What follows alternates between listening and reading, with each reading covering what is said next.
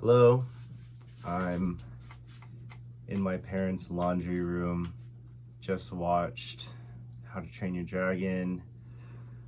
It's a live action remake or story adaptation of the 2010 animated movie. I don't know if DreamWorks has made a live action movie before. The light's gonna keep going off because it's motion censored. But yeah, I don't know if DreamWorks has made a live action movie before.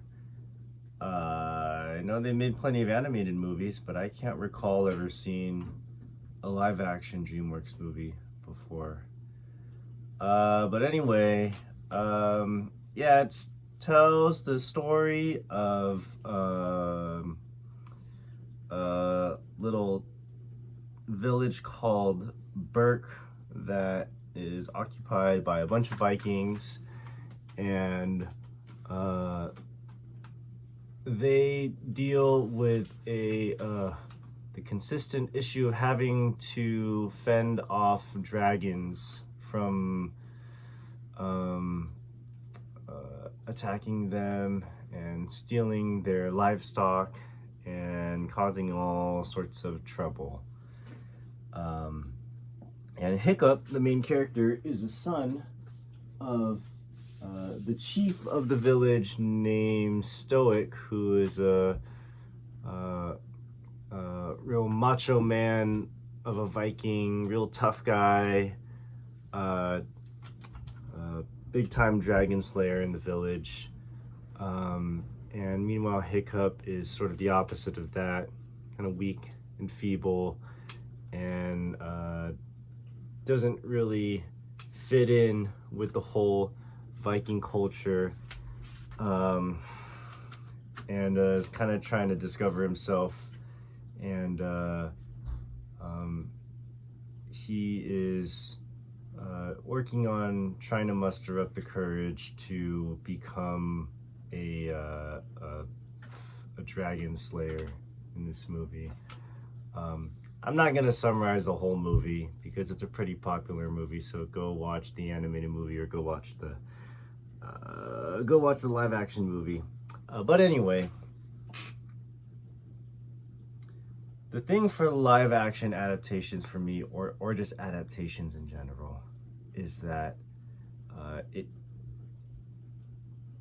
in order for it to really land with me, it's gotta add to or enhance the source material, as I think adaptations should. And this movie didn't do that for me. I think it was a fine movie. It was a good movie. I think I would have been entertained by it if I had never seen the original How to Train Your Dragon, which I really tried to do. I tried to separate my bias of having watched the animated movie as I was watching the live action movie, so that I could just enjoy the live action movie without being too judgmental about the movie. I had a really hard time doing that, but I tried to. But it didn't work for me. It was pretty much a shot for shot remake of the animated film, which I don't have a problem with inherently. I think that is a cool way to do an adaptation.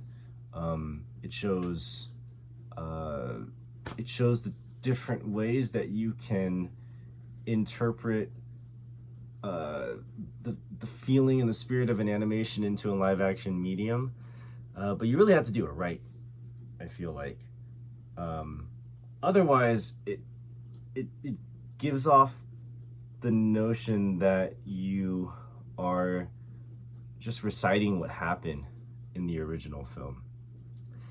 And the original film was filled with so much emotion and heart, and it's what made How to Train Your Dragon such a popular movie at the time that it came out. It came out when I was in high school, and it was really good at the time. It's still really good. I think I've watched it a couple of times. I hadn't rewatched it before I watched this movie. But a couple of examples of why it didn't work for me. Number one, the I think the performances. The performances were very lackluster, in my opinion. The characters in the animated movie are just that. They're very animated. They're very over the top, very expressive, and that doesn't always work in a live action performance because there's sort of not a limit to how expressive and animated humans can be, but if you're trying to be animated just like how the animated characters are animated, how do I say this? I don't know, it's kind of like how if you see someone at a convention cosplaying as an anime character, and in an anime there's a lot of characters with really wild hair, like spiky colored hair, and you see a human adopt that same hairstyle. It just kind of looks unnatural. It doesn't work the same way that it does in an animation. I guess that's the best example that I can give as to why the performances, or one example as to why the performances didn't work for me. It just felt like they were reciting lines that were memorable in the animation and saying them again in the live action. There's a line that Astrid says to Hiccup a handful of times throughout the movie, where she punches him. She goes, "That's for blah blah blah," because she's mad at him, and then she kisses him and goes, "And that's for everything else." And I don't know, it works in the animation for me. Maybe I'm not being fair to the live action, but whatever. Then I'm not being fair to it. That's just how I felt watching it. And another line that was, I guess, a popular line in the animation was when they're talking about Hiccup and how he's kind of not measuring up to what a Viking is, and they kind of gesture to him, and he goes, "Oh, you kind of gestured to all of me." And then Hiccup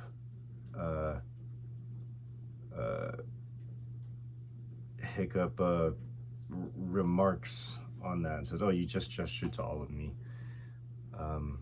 I don't know, he just didn't deliver it with the same punch that it was delivered in the animation.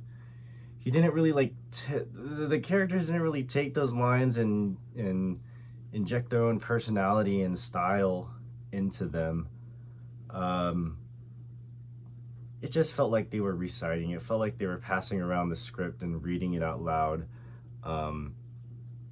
the same way that they would in a table read. Which I guess even in a table read, you have to add a little bit of character and energy into that, but I just didn't feel it. And there's sort of a recurring criticism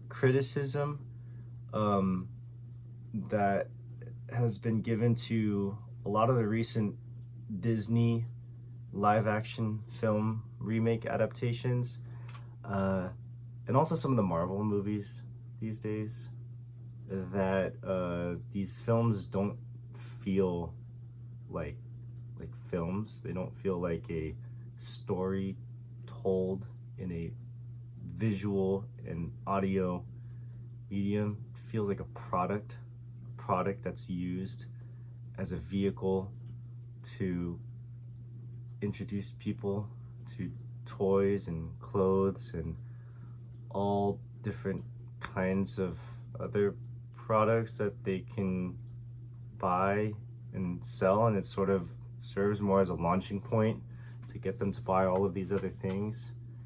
And it lacks the heart and the spirit that you might feel in a film that's not trying to get you to then go and check out all of the other stuff that's related to that brand, instead of just enjoying the movie for the movie.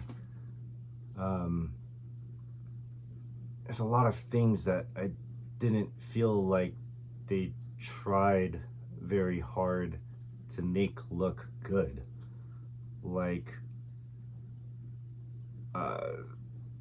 there were many instances throughout the movie where the characters were very clearly superimposed onto a green screen or a blue screen or whatever. You could tell that they weren't really in the environment that was being portrayed in the background. And like that, again, that's, you got to use green screen sometime to show landscapes that are going to be difficult to travel to and film at.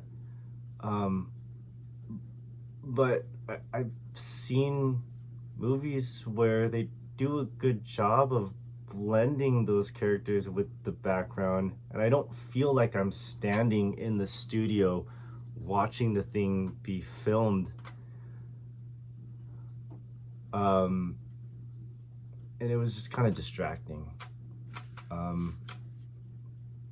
And I used to not be able to tell when characters were standing in front of a screen. I could be wrong, but there were several instances where it just felt obvious to me that the character wasn't really there, which I don't get, because there were other scenes where they were filming in a real natural environment, so it seemed like they had the opportunity to do a lot more of that, put characters in real settings with real sets, where the characters could interact and touch and feel with the environment. But I don't know, maybe some areas were more difficult to do that in than others.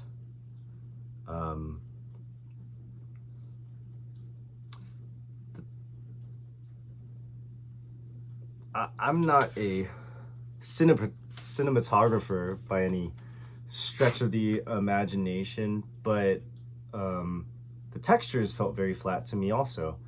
I mean, sort of the same criticism.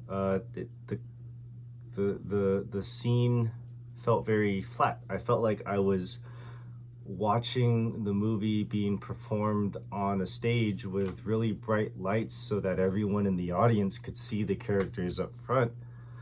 And it just felt like a production. I didn't feel like I was getting lost or immersed in the world of How to Train Your Dragon. I felt like I was watching a movie about the story How to Train Your Dragon. Like, I knew that I was watching a movie as opposed to watching a story unfold and not focusing so much on the fact that the story was unfolding within the confines of a movie medium. Like, if I'm watching a good story, I don't think about, oh, the story exists in a video game, or the story exists in the form of somebody telling me the story, or the story exists in a book. I kind of just get lost in the story. I'm not consciously thinking I am reading a book right now. I am watching a movie right now. I am playing a video game right now. I'm just engaged in the story. But when I was watching this movie, I could see elements of a film within the movie. I could see the background. I could see the wardrobe. I could tell that the characters had makeup put on them so that they could portray Vikings in a village. So in those senses, I didn't get lost in the world of How to Train Your Dragon, which is what I look forward to when I watch a movie. I want to get lost in it. And a sort of personal litmus test that I have for what I consider to be a good movie is if time just flies by, and at the end of the movie, when the movie ends, it's almost like I'm breaking out of a trance, and I'm back in the real world because I was so engaged, I was so enraptured in that movie. But when I find myself wondering how much longer the movie is going to be, that's not a good sign for me. That is a signal to me, excuse me, that there are too many elements of the movie that are disengaging me from the experience. It's almost like when I watch a Broadway play, like I enjoy Broadway, I enjoy the experience of watching the performances, but I can tell that I'm watched, like everything is fake. It's obvious. But I guess that's that's a different medium. You're not trying, anyway, I'm not gonna try and get too much into my thoughts on Broadway. I did like Toothless. I think it's, I mean, these days you're gonna be hard pressed to find bad. Well, I guess that's not true. Animation in movies these days is pretty consistently. It's at a pretty consistently good level nowadays. I think. And Toothless looked pretty good. Toothless felt like a real character. He felt physical. He felt there. He felt present. He felt like he was in the scene with Hiccup. It didn't feel like Hiccup had to pretend and act that there was a dragon there, when in reality there's, I don't know, maybe whatever it is that they use nowadays. I know back when they were making like the first Hulk, it was literally like a tennis ball on a stick. But it felt like Hiccup was interacting with a real life dragon, which is really cool. And then it felt like that way with all the dragons.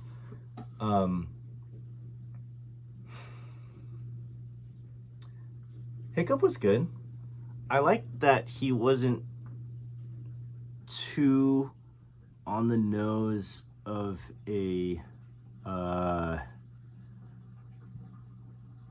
character adaptation of how the original Hiccup was, because the original Hiccup was very distinctly kind of goofy physically, had a crackly, squeaky voice. This Hiccup was not like that, but he had the same sort of weak, feeble nature that the animated Hiccup had. And that's what I mean when I say in my earlier point that if you're gonna adapt something, kind of make it your own interpretation of it, but still pay homage to the spirit of the source material. Which I think Hiccup did a good job of it. I don't think it was amazing, but I think it was a good Hiccup. I think Astrid was probably my least favorite character. She probably exemplified. She was probably the best example of what I had said earlier about how I felt like the characters were simply reciting lines from the original movie without really capturing the spirit of the original character. She didn't sell me on being a tough character, a tough girl character. Kind of just felt like, I don't know, I didn't believe her. Like, especially when she would start doing like unnecessary flips and stuff during the training. Like it didn't make me think that she was then more clever or crafty or agile than the other characters. Just kind of felt like there was this unnecessary flashiness that she was trying to display, and I didn't know to what end that was for. I think the most real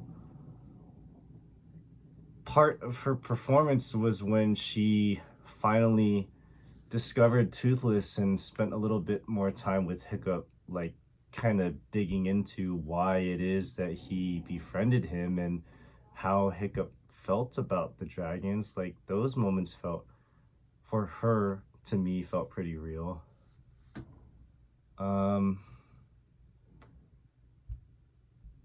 Yeah, I think my favorite parts about this movie all included Toothless in it. Like the flying scenes were really cool. They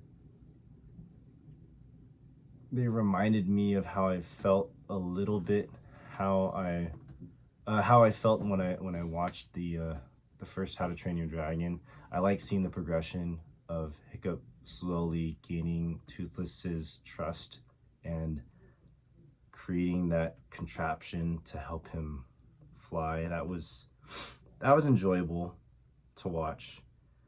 But yeah, overall, I think it's just that it didn't immerse me in the world the same way that the original movie did. And even if there was no original movie that existed when I went to go watch the movie, I still didn't feel immersed. And I like to feel immersed when I watch a movie. I don't like to feel like I'm standing on the set of the movie watching the movie get filmed. I like to watch a finished product. And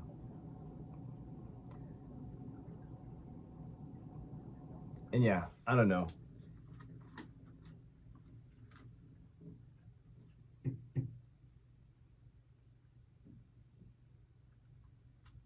I don't want to. Yeah, I don't know. I just didn't feel very immersed. It wasn't a bad movie though. It was fine. It was entertaining. It was good. I probably wouldn't watch it again unless other people that wanted to watch it wanted to go, and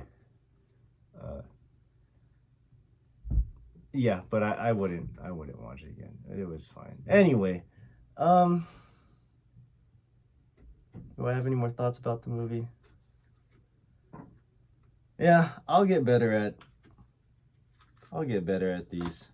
I'm still pretty bad at them, but hopefully that was a decent explanation about how I felt and why the movie didn't really live up to the not live up to the expectations. That's not the right. Well, I didn't enjoy the movie as much as I might enjoy another movie. Anyway, I'm gonna stop talking. Entertaining movie. Okay, bye-bye.